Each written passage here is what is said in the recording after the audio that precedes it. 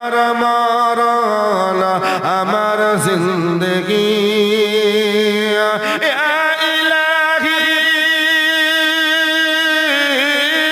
या इलाही कबूल करो अमर बंदगी अमर जीवन अमर मरण अमर बंदगी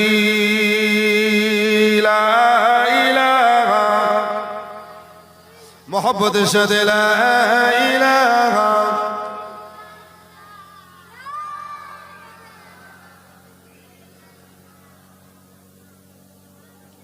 ও আমার বাবুজানেরা সোনার চাঁদা যুবকেরা নওজোয়ানেরা আমার পর্দার মায়েরা শোনো তাহলে আমার আল্লাহর ওয়াদা ছিল লা ইন শাকারতুম লা আযীদান্নাকুম ও বান্দা তোমরা যদি আমি আল্লাহ আমার শুকরিয়া করো আমি আল্লাহ রিজিকে বরকত দেব আমি আল্লাহ সম্মান বাড়িয়ে দেব আমি আল্লাহ ইজ্জত বাড়িয়ে দেব ও বান্দা রে শুধু কি তাই না আরে বান্দা তোমার দায়িত্ব স্বয়ং আমি আল্লাহ নিজে নেব তোমার হেফাজত আমি আল্লাহ নিজে করব কেন না তোমার ভিতরে রবের প্রশংসাটা আছে বলে আমার বাবা জান সোনার চাঁদ যুবকেরা আমার আল্লাহ জানিয়েছেন ও আমার বান্দা শোনো আমি কোরআন শরীফের ভেতরে তোমাদেরকে জানিয়ে দিয়েছি ফাত্তাবিউনি হুবিবিকুমুল্লাহ আমি আল্লাহ জানিয়েছি বান্দা আমি আল্লাহ আমাকে তোমরা পেতে চাও বান্দা আমরা সবাই বললাম হ্যাঁ আল্লাহ পেতে চায় পরপরই আমার আল্লাহ বলল ইহুবিবিকুমুল্লাহ তাহলে তোমরা তোমাদের নবী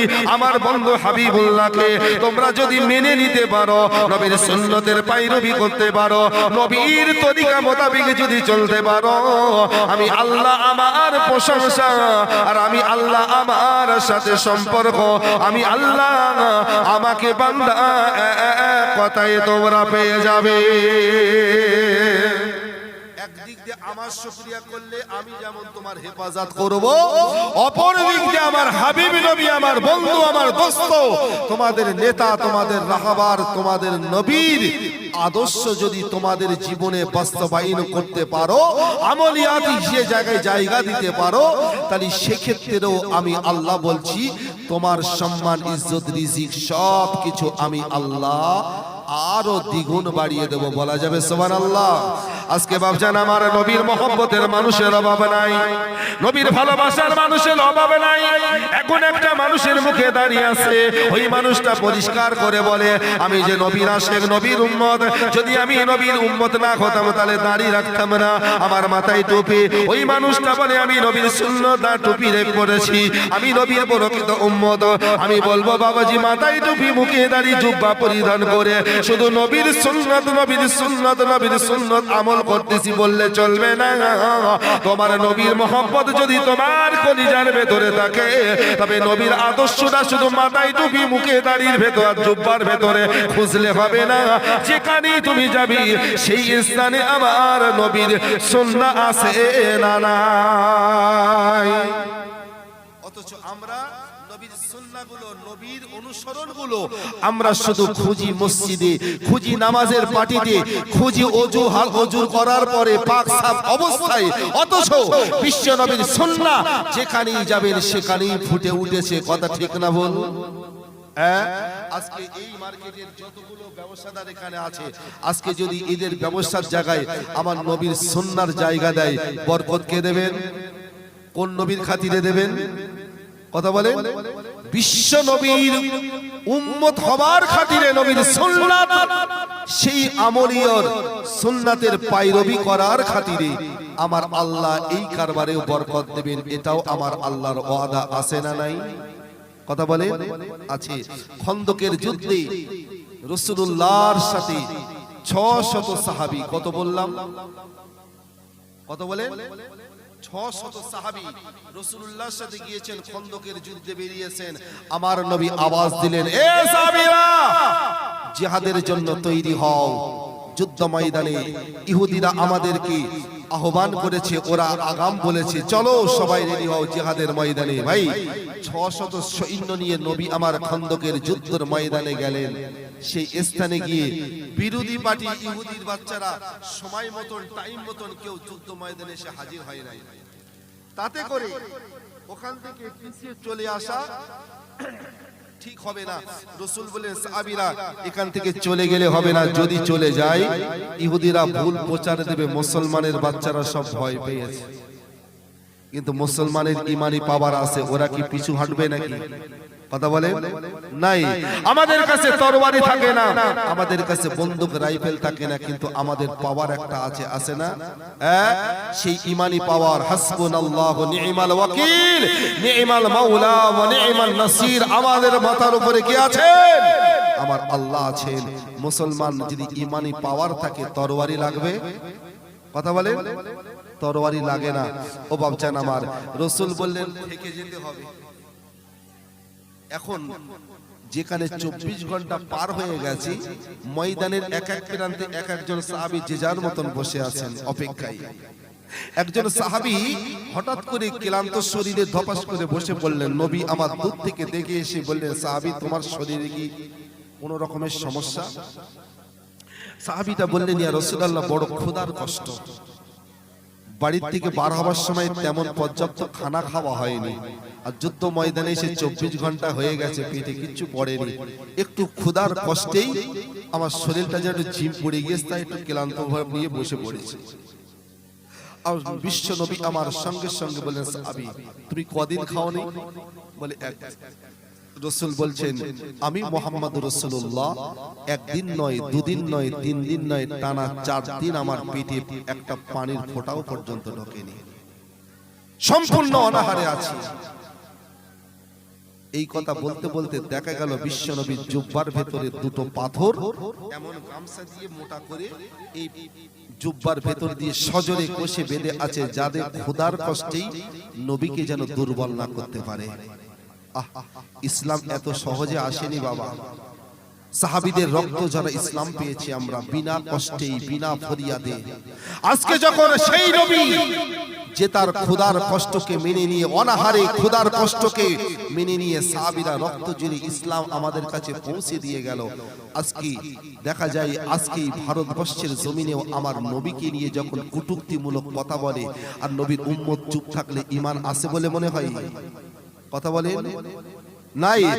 কিন্তু এখন রিসেন্টলি এখন বলেন, আপনারা তো সবাই নবীর উম্মত, সবাই আশিকে রাসূলের পরিচয় দিচ্ছেন, শুধু আলেম আর ইমামগুলো বাদ দিয়ে 5 ওয়াক্ত মসজিদ মুসল্লি এবং কমিটিরা এই জায়গাটাই সম্পূর্ণ বেখবর। সোশ্যাল মিডিয়ার যুগে এসে এখনো নবীর আশিকের অভাব থাকতে পারে আমার মনে হয় না। অথচ মুম্বাই শহরটা আজকে দেখিয়ে দিয়েছে, নবীর দুশ্মনী করলে এই জাতি কোনোদিন ঠিক থাকতে পারে না। গোটা মুম্বাই শহরটা ভারতবর্ষের বুকে সবচেয়ে বৃহত্তম যে শহর, যে টাকাওয়ালা শহর, ব্যস্ততা শহর, সেই মুম্বাই শহরটাকে ট্রাফিক জ্যাম করে দিয়েছে এই নবীর উম্মতেরা। কথা বলেন ঠিক না বেঠি? কথা বলছেন না কেন? এই আপনারা দেখেননি ভিডিওই?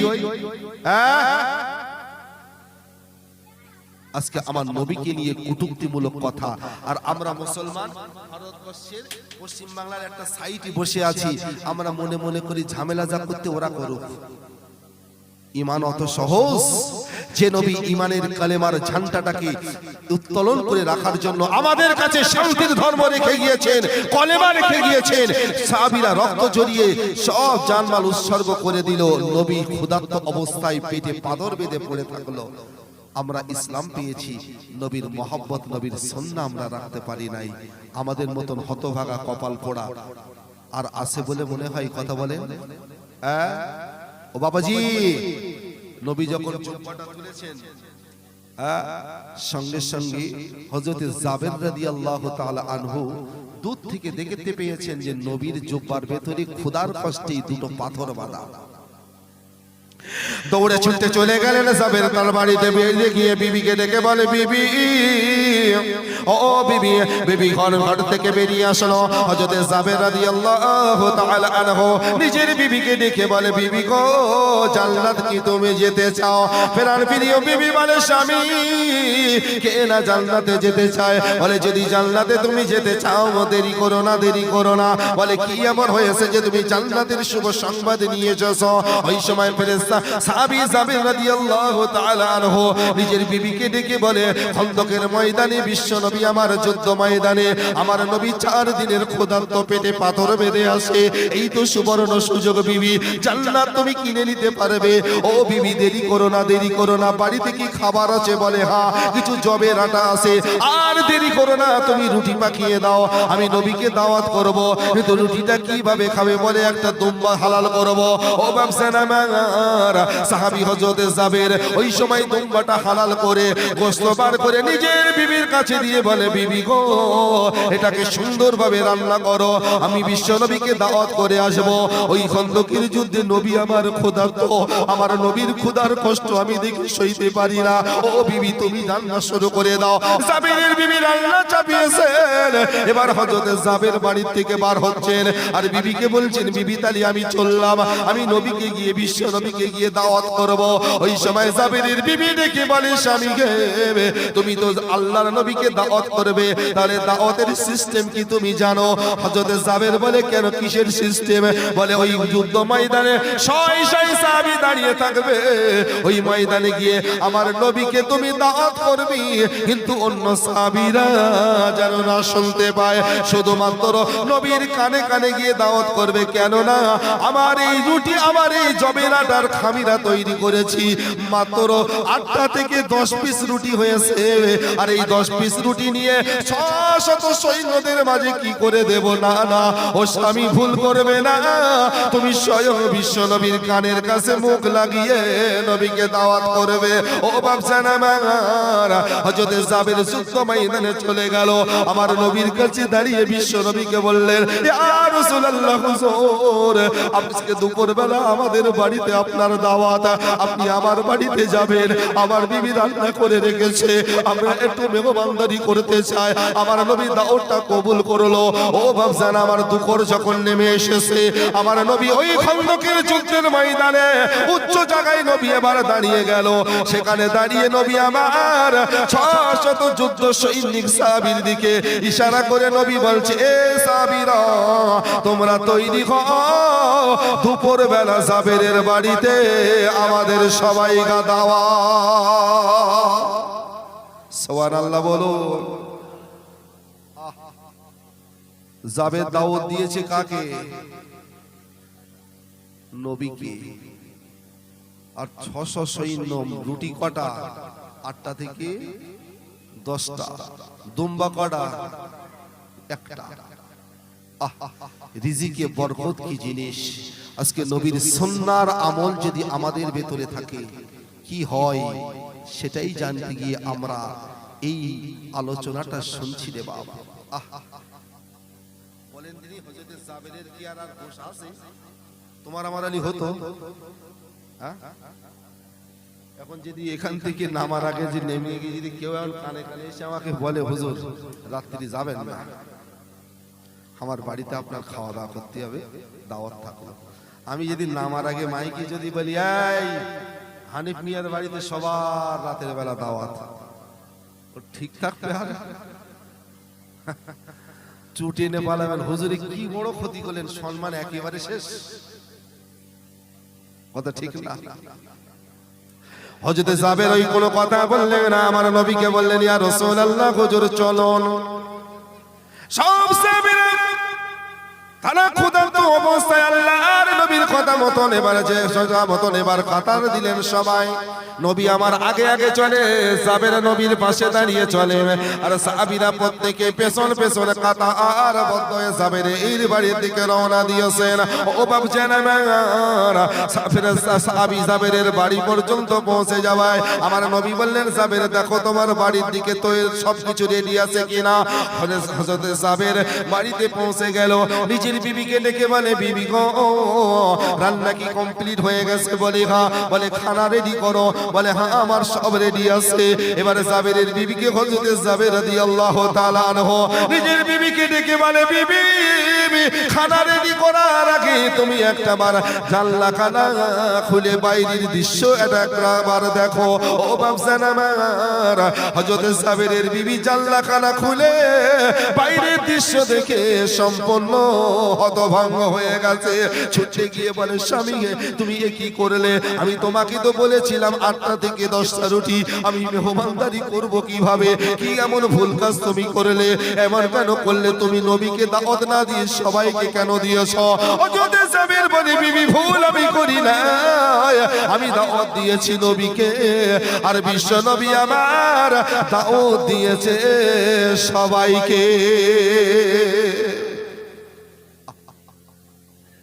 জাবেরির স্ত্রী ছিল ঈমানদার, সুবহানাল্লাহ বলো। আমাদের বাড়ির বউগুলো ঈমানদার আছে বলে মনে হয়? হ্যাঁ হ্যাঁ, প্রত্যেকের বাড়িতে বউ আছে না? কিছু বলছেন না কেন? আচ্ছা, বউ নিয়ে তো সংসার আমরা করতেছি, তা দেখলি মনে হচ্ছে তো আমরা বউগুলো বেশ ঈমান আমানা আছে। হ্যাঁ, মেহমান গেলি মেহমানদারি করে তো নাকি? আপনাদের মাঝে মাঝে বন্ধু নিয়ে আপনারা বাড়িতে যান, মানে কি বাড়িতে মেহমান এসছে, তাই না? আপনাদের বউগুলো মেহমানদারি করে তো নাকি? দিতে হবে না। অনেক সময় বউরা বলে শোনো, যখন বিস্কুট আনবে 2 রকম আনবে, 2 রকম। কথা বলা যায়নি? আমরা যখন চা খাবো তখন হবে 40 টাকা প্যাকেটের বিস্কুটটা, আর একটা ওই যে নোনতা বিস্কুট আছে 10 টাকা করে পাওয়া যায়, ওটা এনে রাখবে, কেন যে হিসেবে মেহমান আসে তাদের দিতে হবে ওইটা। আছে না নাই?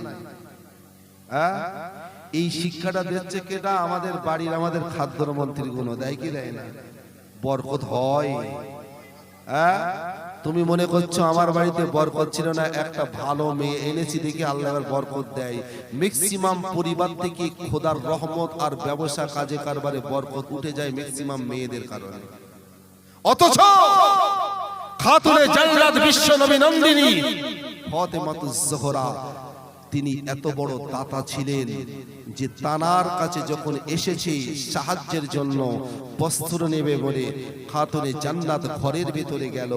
আমার তোমার স্ত্রী হলে কি করব? ছেঁড়া শাড়ি ছেঁড়া ওড়না আমি আর পড়তে পাচ্ছি না, গরিব ভিখারিকে দিই। খাতুনে জান্নাত বিয়ের জোড়াটা যেটা পরে হযরত আলীর সাথে বিয়ে হলো, ওটাই বাক্স থেকে তোলা জিনিস বার করে ফকিরের হাতে দিলেন, যাও এটা পরো তুমি। সুবহানাল্লাহ বলবেন না? ওমা, একটা নারীর জান্নাতে যাওয়ার রাস্তা খুবই সহজ, কিন্তু নারীরা দান করে ঠিকই, কিন্তু দানের প্রতিদান করেই চেয়ে নেয়। যদি একটা ভিখারি বাড়ির কোটের গোড়ায় যায়, গিয়ে যদি বলে বাবা আল্লাহর রাস্তায় দুটো সাহায্য করেন, কি ভিক্ষা দেন, আর যদি সেই এক মুঠো ভিক্ষের জায়গায় যদি 10টা টাকা এক্সট্রা চাপিয়ে দেয়, তা আমাদের বউগুলো আর কি বলে? হ্যাঁ, আমাদের ছেলেটার জন্য একটু দোয়া করে দিও। তুই তো ভিক্ষা দিলি না, তুই ওর কাছ থেকে উপকার নিলি। এই ও ভিখারি তোর কি উপকার করবে রে বাবা?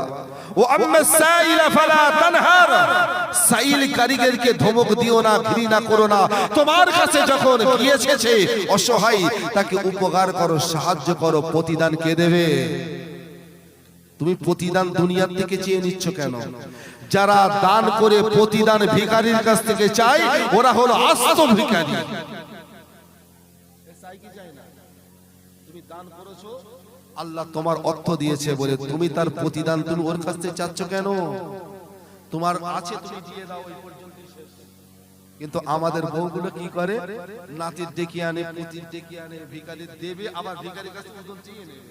দেশে সারা না, দোয়া চেয়েছে 1 টাকা। তাহলে অরিজিনাল ভিখারি কেডা? কথা বুঝেন নাই? দোয়ার দাম আছে না নাই? সম্মানীয় বাবাজি, বউদের একটু ঈমানদার হতে হবে। কথা ঠিক তো নাকি? জাবের রাদিয়াল্লাহু তাআলা আনহুর বিবি ছিল ঈমানদার। সঙ্গে সঙ্গে স্বামীকে বলছে, আপনি দাওয়াত দিয়েছিলেন কাকে? বলেন নবীকে। আর এই 600 সাহাবীকে দাওয়াত দিয়েছে কে? বলে বিশ্ব নবী। তুমি দিয়েছো নবীকে, আর নবী দিয়েছে সবাইকে। স্বামী, তাই টেনশন চিন্তা আমাদের কেন?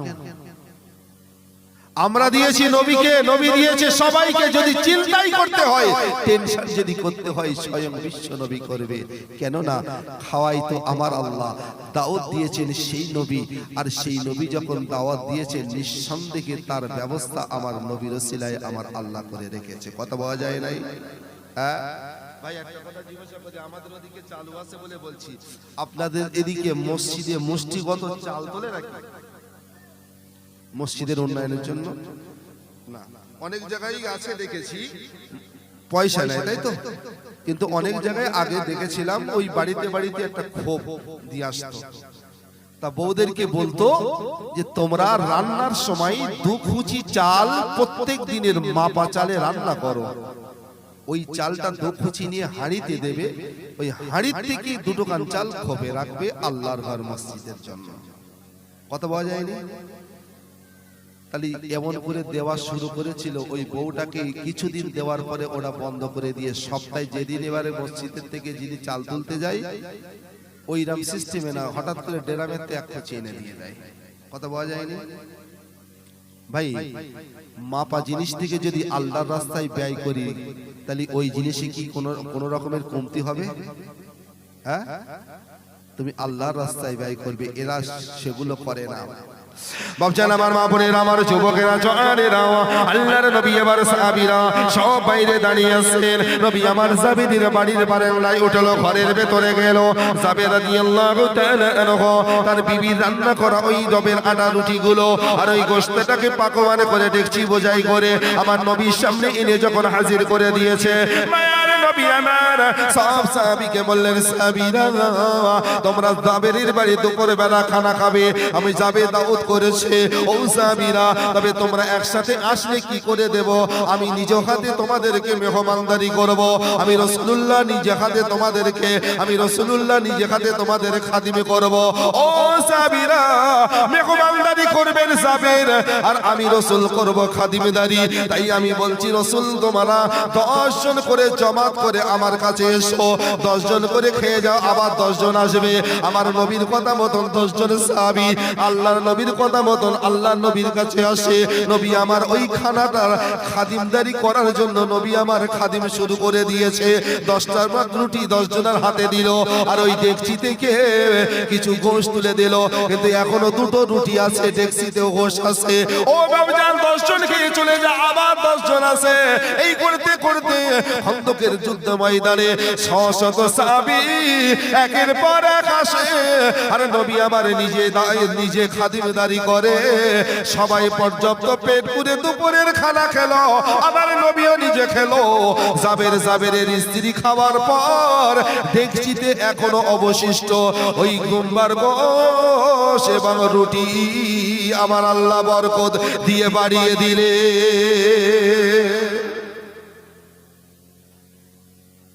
শুনলে বলবেন, হুজুর কি করে সম্ভব? এই রিজিকে বরকত কে দেন? কথা বলেন। আমার নবীর আঙ্গুলের ইশারায় বরকত আসে না নাই? আমার নবী যে জিনিসে হাত দিয়েছেন ওই জিনিসের দাম কমে না বাড়ে? এ বাবাজি, জানেন নবীর চাচা আবু তালেব তিনি কি বেঈমান না ঈমানদার ছিলেন? 1-2 জন বলেন। হ্যাঁ, 1-2 জন বেঈমান ছিলেন। মাস্ট জানেন তো, আপনারা তো বলেন না কেন? ইমানে কলেমা কি আবু তালেব চাচা পড়েছিল? আমার নবী হাজার চেষ্টা করেছিলেন, চাচা একবার কলেমা পড়েন। অন্তত আমি মোহাম্মদ আব্দুল্লাহর বেটা মোহাম্মদ নিজের বাপের চেহারাটা দেখিনি, আমি এতিম হয়ে এসেছিলাম। ও চাচা, মায়ের স্তনের দুধ আমার নসিবে জোটে, মায়ের স্নেহ ভালোবেসে দিন পাইনি, মাকে হারালাম। দাদা আব্দুল মুত্তালিব আমাকে কিছুদিন রাখলো, 8 বছর বয়সে চাচা তোমার হাতে আমার তুলে দিয়ে গেল। ও চাচা, 8 বছর বয়স থেকে তুমি আমার লালন পালন দায়িত্ব সব করেছে। এমনকি আবু তালেব বদমাইশ হলেও ভালো ক্যাটাগরির বদমাইশ ছিল। আমার নবীর মহব্বতের খাতিরে আবু তালেব জেল পর্যন্ত খেটেছেন। কথা বলা যায়নি, শুধু নবীকে ভালোবাসেন বলে। অথচ আবু তালেব ঈমান আনে নাই। মৃত্যুর শেষ মুহূর্তে আমার নবী বারবার বলে চাচা একটাবার কলেমা পড়ে। আবু তালেব বলে ভাতিজা জীবনে যখন পড়িনি আমি আর শেষ সময় পড়বো না। আমার আল্লাহ বলেন ইন্নাকা লা তাহদি মান আহবাবতা ওয়ালাকিন্নাল্লাহ ইয়াহদি মান ইয়াশা। আমি আল্লাহ হে নবী তুমি বারবার জোর করে চাপিয়ে দিও না, আমি আল্লাহ হেদায়েতের মালিক, আমি আল্লাহ যাকে হেদায়েত করব সেই হেদায়েত পাবে। তাহলে আবু তালেব ঈমান আনেনি, কলেমা পড়েনি, মুসলমান নয়। ভাই এই মানুষ আবু তালেব মরণের পরে কি জান্নাতে যাবে না জাহান্নামে যাবে? সবাই বলে জাহান্নামে যাবে। সত্যি আল্লাহর বিচারে জাহান্নামী, অথচ আবু তালেবের শরীরে জাহান্নামের আগুন স্পর্শ করতে পারে না। সুবহানাল্লাহ বলবেন না? বাপজান আমার সোনাচার যুবকেরা, হাদিস শরীফের ভিতরে এসেছে আহওয়ালু আহলান নারি আযাবান তালিবিন ওয়া হুয়া মুতালাআবুন বিন আলাইহি ইগলি বিল হাতিমা। রাসূলুল্লাহ বলেছেন আমার সাহাবীরা, আমার চাচা আবু তালিব ঈমানের কলেমা পড়েনি, আমার চাচা আবু তালিব ঈমান আনেনি কো, আমার চাচা আবু তালিব বেঈমান ছিল, আমার চাচা আবু তালিব মারা যাবার পরে জাহান্নামের মানুষ হয়ে গেছে। ও সাহাবীরা, কিন্তু আমার চাচা আবু তালেব জাহান্নামী হবার পরে শরীরে জাহান্নামের আগুন স্পর্শ করতে পারে না।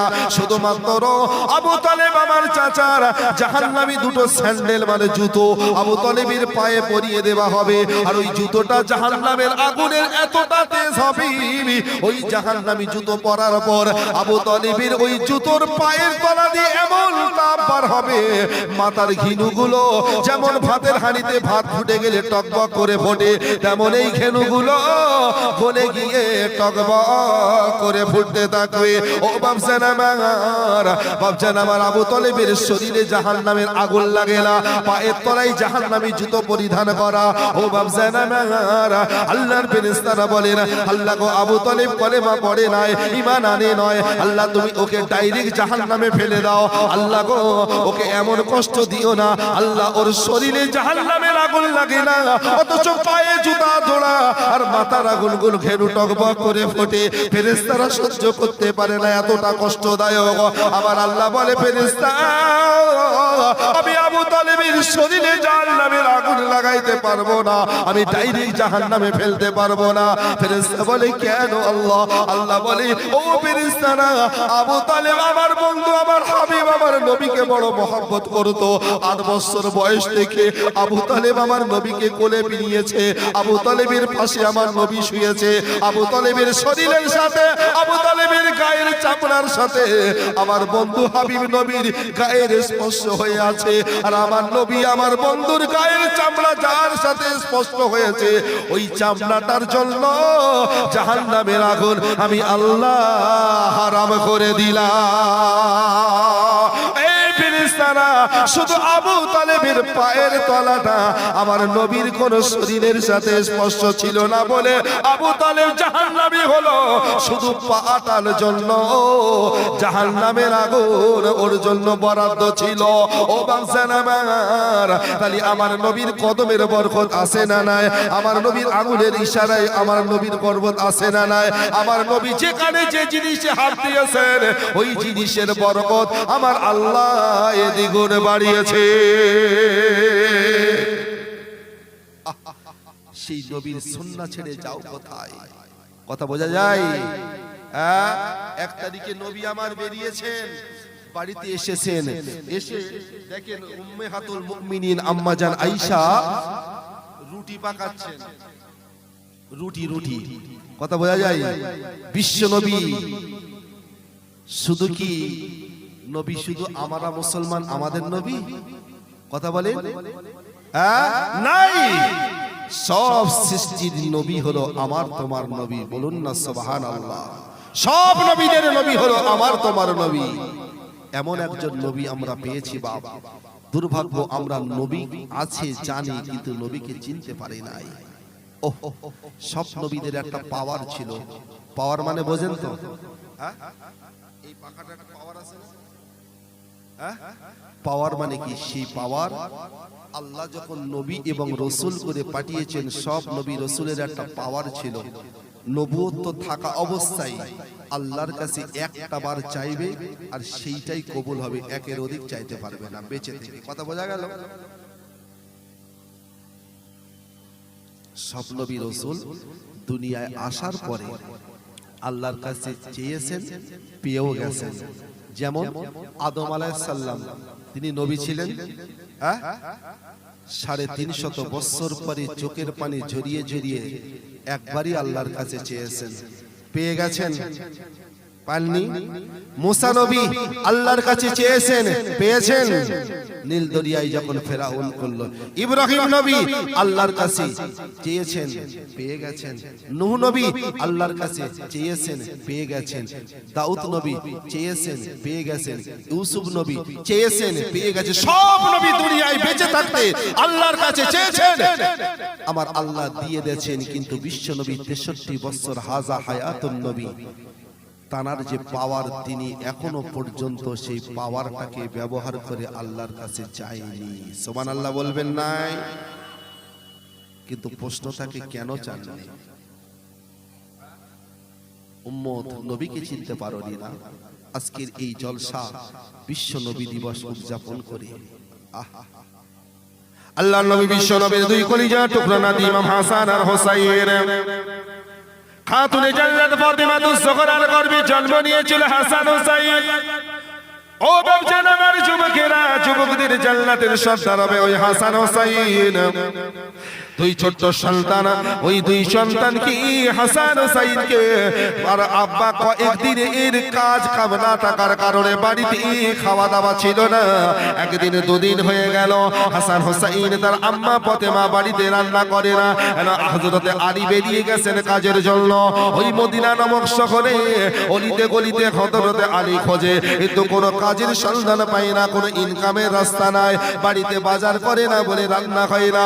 তাই ক্ষুধার্ত হাসান হোসাইন 2 দিন পর আর কলিজার টুকরে ফাতেমা আম্মা জানির কাছে গিয়ে বলছে, আম্মু গো, আমরা দুই ভাই বড় ক্ষুধার্ত, খাবার ব্যবস্থা করো। হযরতে ফাতেমা খাতুনে জান্নাত খাবার দেবেন কিভাবে? বাড়িতে খাবার নাই।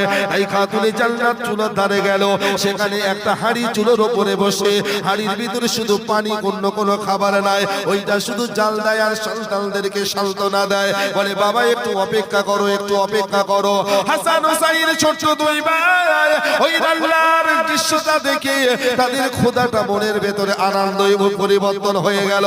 ও বাপজান আমার, কিন্তু দেখা গেল খানা কি করে হবে, ওটা তো পানি জ্বালা দেয়। হাসান হোসাইন বুঝতে পেরে বলল, মা তুমি খেতে দেবে না, কিন্তু আমাদের দুই ভাইকে কেন তুমি আশ্বাস দিয়ে রেখেছো?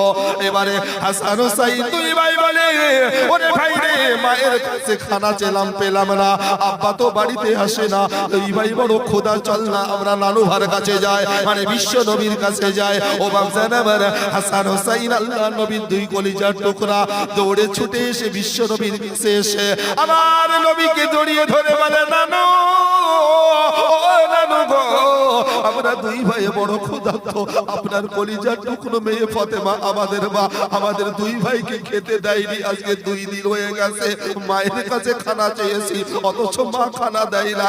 ও বাপজান আমার নবী বলেন, হাসান হোসাইন রে, তোরা তো 2 দিনের ক্ষুধার্ত, আর তোর নানু বিশ্ব নবী 2 দিন নয়, টানা 1 সপ্তাহ তোর নানু ক্ষুধার কষ্টে পড়ে আসে। ও বাপজান ছোট দুই ভাই মন মানে না, ছুটতে চলে গেল রান্নাঘরের দিকে। গিয়ে দেখেন নানিমা উম্মাহাতুল মুমিনিন আম্মা জান আয়েশা রান্না করতেছেন। ও বাপজান আমার রান্নাঘরে বসে আছেন। হাসান হোসাইন ছুটে গিয়ে নানিমার কোলটা ধরে বলে, ও নানু গো, ও নানিমা, তোমাদের মেয়ে আমাদের মা 2 দিন খেতে দেয় না, নানুর কাছে এসেছিলাম, নানু কিছু খাবার ব্যবস্থা করেনি। নানিমা গো, তোমার কি খাবার আছে? আম্মা জান আয়েশা বলে, কলিজার টুকরা হাসান হুসাইন রে, তোর মা দুদিন খেতে দেয় না, অথচ তোরা যে নানার কাছে এসেছি ওই নানু ভাইয়ের বাড়িতে টানা এক সপ্তাহ এই উনানের ভেতরে আগুন জ্বালাইতে পারে না।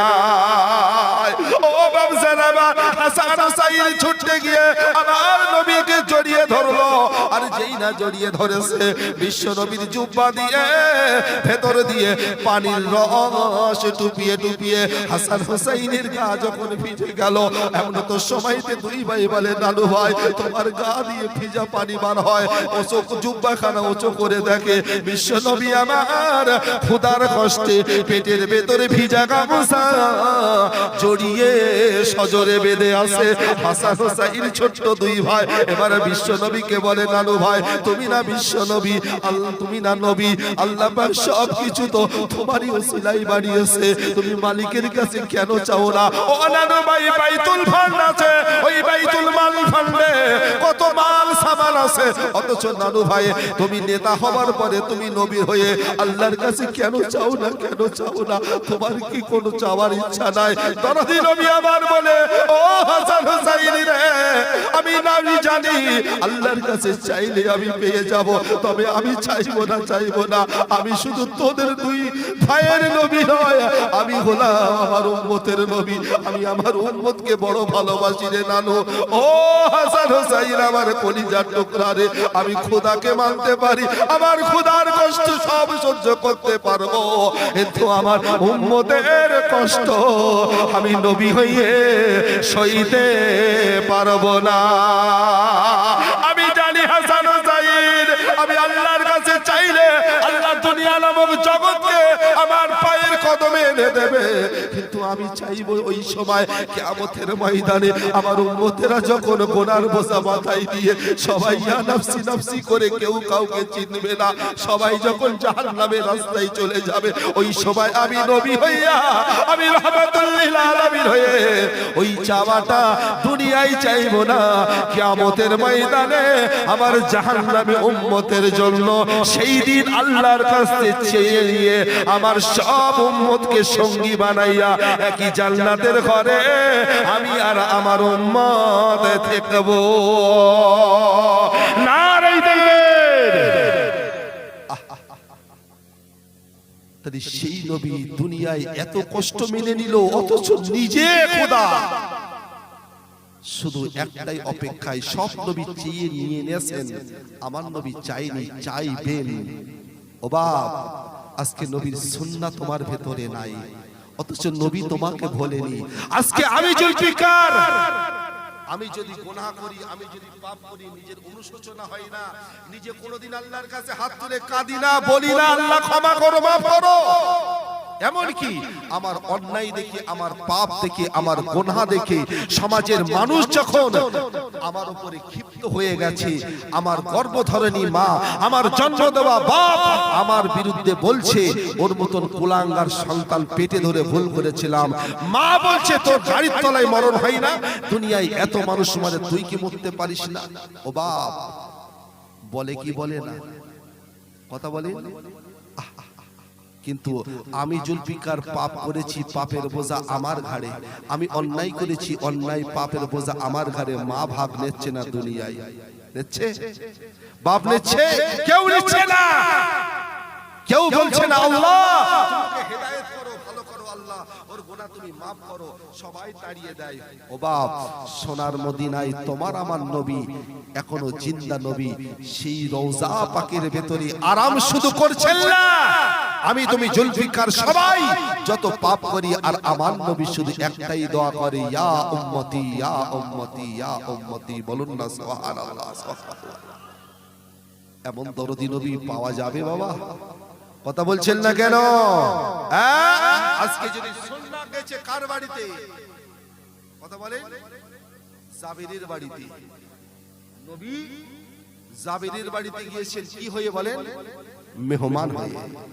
আমার নবীর কদম জাবেরের বাড়িতে পড়েছে, আমার নবী জাবেরের বাড়ির মেহমান হবার পরে নিজে খাদিমদারি করছেন। কথা বলবে বোঝা যায় নাই? নবী গিয়েছেন, নবীর সুন্নাহ গিয়েছে, নবী গিয়েছে মানে সুন্নাহ গিয়েছে। আর এই সুন্নাহ নবীর আদর্শ জাবেরের বাড়িতে যখন কদম পড়লো, 8টা থেকে 10টা রুটির বরকত আর একটা দুম্বা গোশের বরকত আমার আল্লাহ দিয়ে দিল। সুবহানাল্লাহ বলবেন না? এখন কি নবী কি আমাদের বাড়িতে আসবে? সম্ভব নাই। নবী জিন্দা নবী হলেও নবী এখন সশরীরে আমাদের বাড়িতে আসবে বলে? আসবে না। আচ্ছা, যদি নবী আমার বাড়িতে আসুন, যদি আমার নবী এখন সশরীরে হায়াতে থাকতেন, তা মনে হয় না যে নবীকে আমরা বাড়িতে একদিন দাওয়াত করি?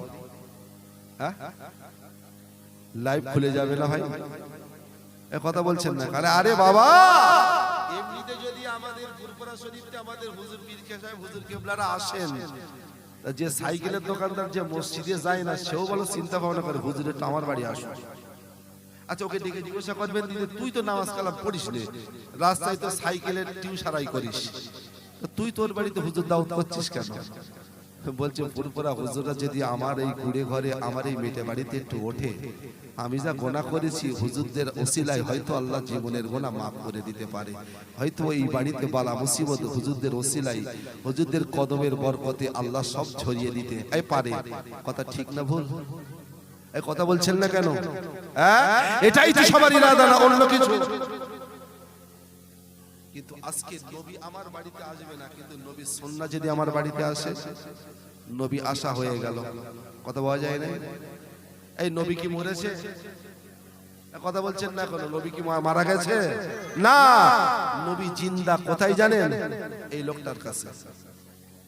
এই 3টে লোক, এই 4টে দেখেন পরস্পর লাইনে আছে। নবী জিন্দা আছে। এই জানেন, জগৎ বিখ্যাত আলেম, 4 মাযহাবের তরিকার একটা ইমাম হযরত ইমাম মালিক রাহমাতুল্লাহ আলাইহি। কথা বোঝা যায়? আশিকে রাসূল ছিলেন, নায়েবে রাসূল ছিলেন ইমাম মালিক, যিনি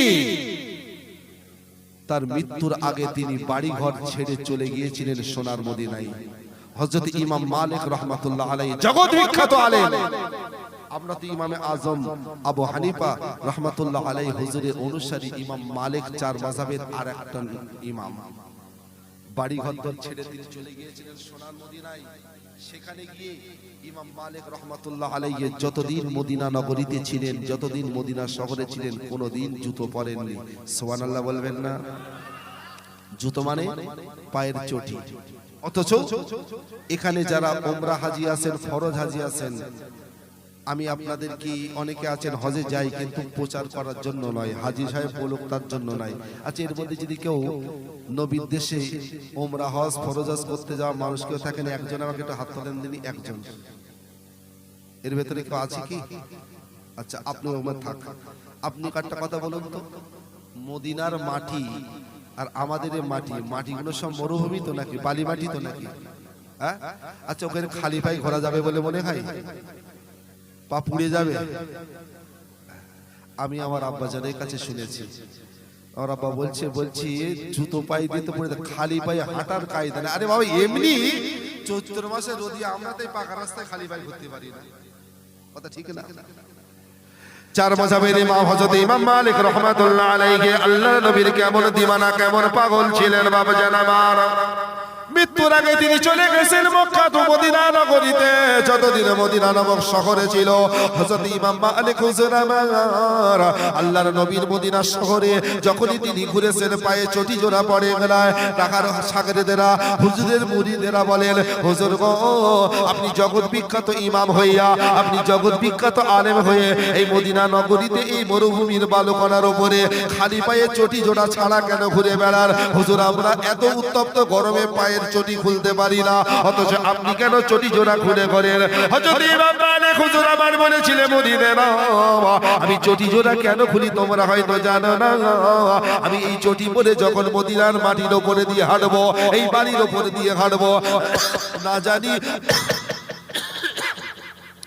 জানি বিশ্ব নবী আমার মদিনা শহরে কোন রাস্তা দিয়ে হেঁটেছেন, কোথায় দিয়ে নবী চলেছেন আমি ইমাম মালিক জানবো না? তাহলে এই জায়গায় যদি আমি জুতো জোড়া পরে দাঁড়িয়ে যাই আর এখানে যদি আমার নবীর কদম পড়ে থাকে, আমি না আমি আমার নবীর কদম যেখানে পড়েছে ওই মাটির ক্ষমতা, ওই মাটির পাওয়ার বেড়ে গেছে, আর ওই মাটির ওপরে আমি জুতো পাই দিয়ে দাঁড়িয়ে আমার নবীর সাথে বেয়াদবি আমি মালিক করতে পারবো না। একটু বড় খুলে বলুন সুবহানাল্লাহ, দরুদ আল্লাহুম্মা।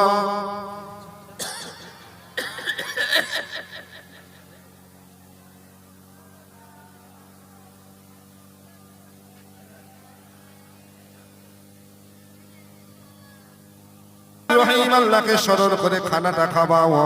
তুমি বাড়ির গার্জেন, তুমি বাড়ির অভিভাবক।